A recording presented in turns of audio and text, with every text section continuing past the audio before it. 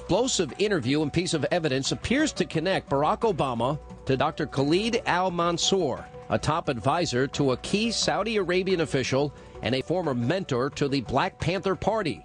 Al-Mansour is a name that most Americans are not familiar with, but he is a familiar figure in African-American communities here in the United States and Muslim communities around the world.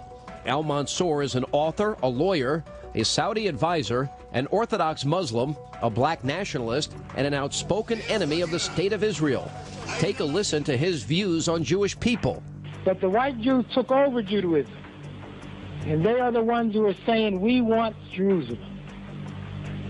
We want Samaria. We want the Arab land. And they say, when you ask them, why do you want them? They say, God gave it to us. That's a lie. And listen to what he says about white America. So white people don't feel bad. Whatever you do to them, they deserve it. God wants you to do it. And that's whether you cut off the nose, cut off the ears, take flesh out of their body. Don't worry. God wants you to do that. That sounds like some of Obama's other friends. Oh, I am so glad that I got a God who knows what it is to be a poor black man in a country and a culture that is controlled by and run by rich white people. Before entering Harvard, Obama worked briefly as a community organizer for the Chicago-based Gamaliel Foundation, which is founded on the principles of the radical socialist Saul Alinsky, considered by many to be the godfather of community organizing.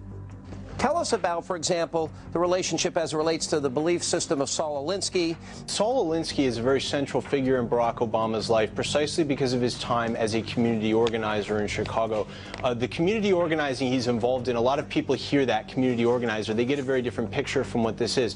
If you read Alinsky's Rules for Radicals and Reveille for Radicals, what you find is a philosophy that's very calculating. How can I manipulate people into following a certain course of action that I want them to take? That is his, that's the underlying philosophy here. This is a formative time in his life. He refuses to answer any questions. His campaign refuses to answer any questions. And the American people have the right, and we must demand to know why he did that. What influences? Was it Saul Alinsky? Was it any other socialist? We know he went to socialist speeches and activities. What were his activities? Who was he associating himself with, and what was he listening to? What were his influences? So those are the questions we need to know before we make an educated decision in November. Obama's reluctance to talk about, quote, the college years adds to the growing suspicions of many that the Illinois senator has a background in radicalism that he'd rather not talk about. Keep moving. And coming up next, Barack Obama, the community organizer. Now, was this the beginning of a grand scheme perpetuated by radicals?